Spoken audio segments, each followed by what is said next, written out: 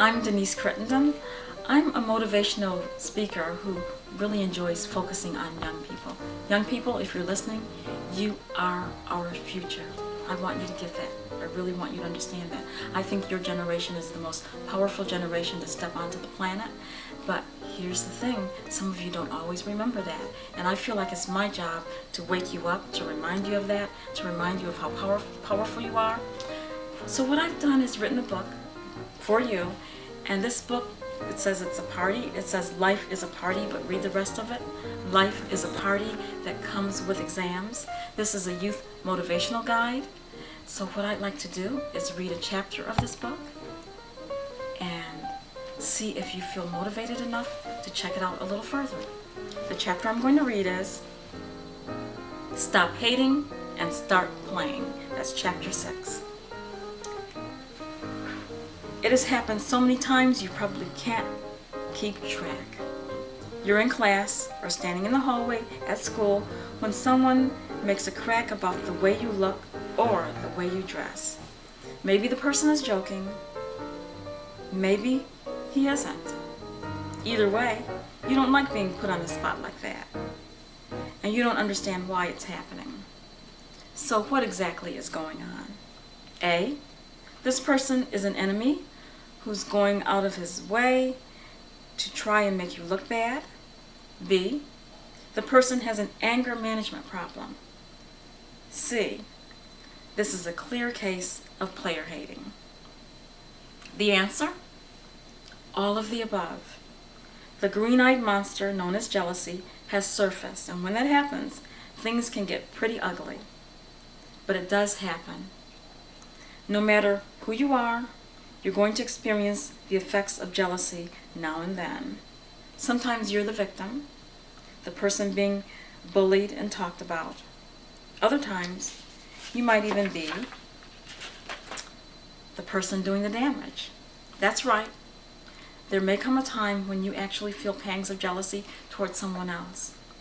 There's a solution. When you're the target of someone's envy, try to focus on yourself rather than placing your focus on his or her actions. People who are jealous are in pain. They have been trying to achieve a goal that you have achieved, or to capture a certain look that seems to come natural to you. Whatever it is, they can't seem to accomplish it. And they can't handle the failure. No one has taught them the lessons you are about to learn. And that is simply, you handle life better when you stop comparing yourself to others. Of course, that's easier said than done. It's really easy for us to say we're not going to compare ourselves to someone else. But when it comes to the way we react to what's going on in school, after school, when we're dealing with friends, or even with the way we dress, comparison is the method most of us rely on. Why? We haven't been taught anything else. Most of us have been conditioned to believe that we are successful when we come in number one in the race, when we come in number one on the exam, when we come in number one in a dance contest or an athletic competition. Unfortunately, we are so used to comparing that we allow it to define who we are. However, there are much more effective and positive ways for learning to appreciate our true talents and our unique qualities. You see, a person who is always comparing herself or himself to others will always feel bad because there will always be someone smarter, more attractive, or better than you, or a better dresser than you. If you want to feel good about you, you have to stop looking around. Instead, you have to look within. In other words, stop hating and start playing. When you're checking everybody else out, you're worrying.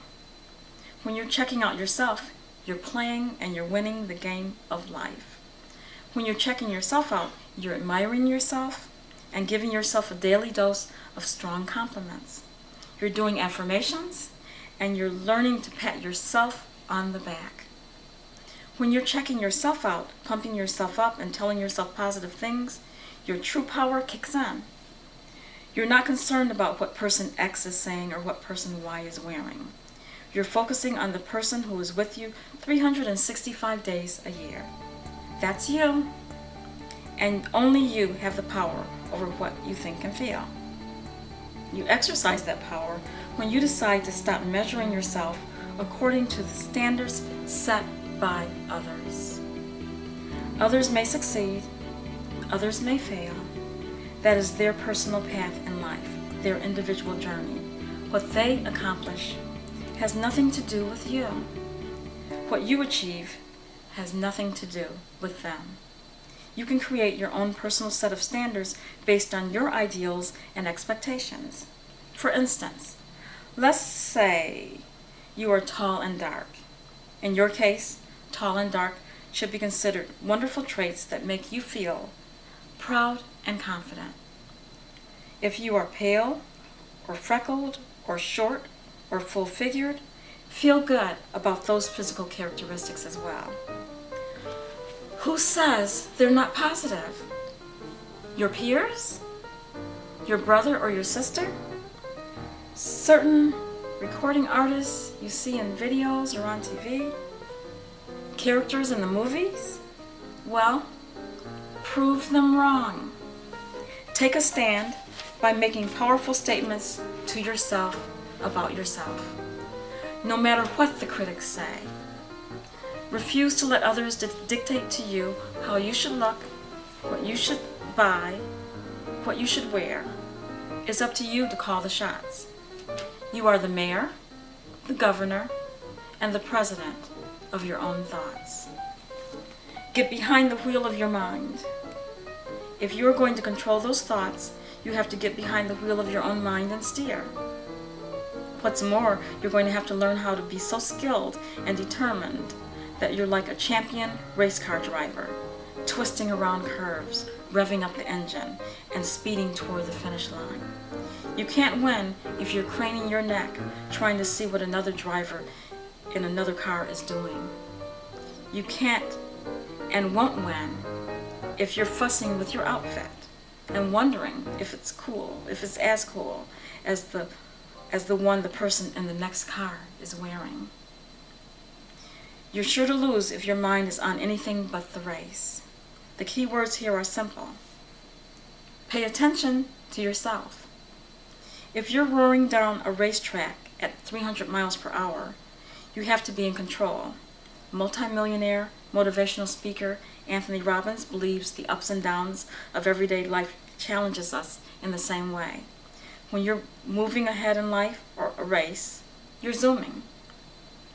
Your adrenaline is flowing, your heart is beating furiously.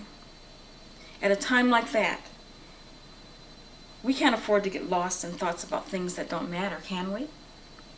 The only thing that matters is that we keep our eyes on our own private road. That means your road. That means your lane. That means your car. Robbins, who once took up race car driving as a sport, says he learned valuable lessons about getting ahead while he was whizzing around the track. But the most important lesson is one he still lives with to this day. Don't look at the wall. Why not? Race car drivers moving at unbelievable speed are bound to lose control of the car sometimes. When that happens, they are told not to look at the wall. If they look at the wall, they will run into it. They cannot allow their minds to wander away from the track. To this day, Robbins uses that bit of advice when problems, setbacks, and difficult people happen to stumble onto his path. They are the wall. Just like negative friends, loud-talking schoolmates, and classes you think you can't pass. The wall is anything that looms in front of you and makes you feel as if you are going to crash. You avoid crashing when you look at all the wonderful possibilities that lay ahead. Certain friends will insist that you take detours. People who want to see you fail will try to cause accidents. They are the wall. Ignore them. Put your pedal to the metal, as they say, and keep driving toward your goal. Pause only for stop signs and stop lights. Those are parents and teachers. Slow down, listen, then cruise on. Remember, maneuver past anyone who acts as a speed bump or tries to lead you down rocky and dangerous paths. This is your personal adventure. Stick with it, and soon you will learn to develop your special talents and celebrate your unique gifts. Before long, you won't even notice the player haters. You'll even drop the word hate from your vocabulary. Before long, you'll be setting goals, making plans, and heading toward success. Congratulations, you are on your way.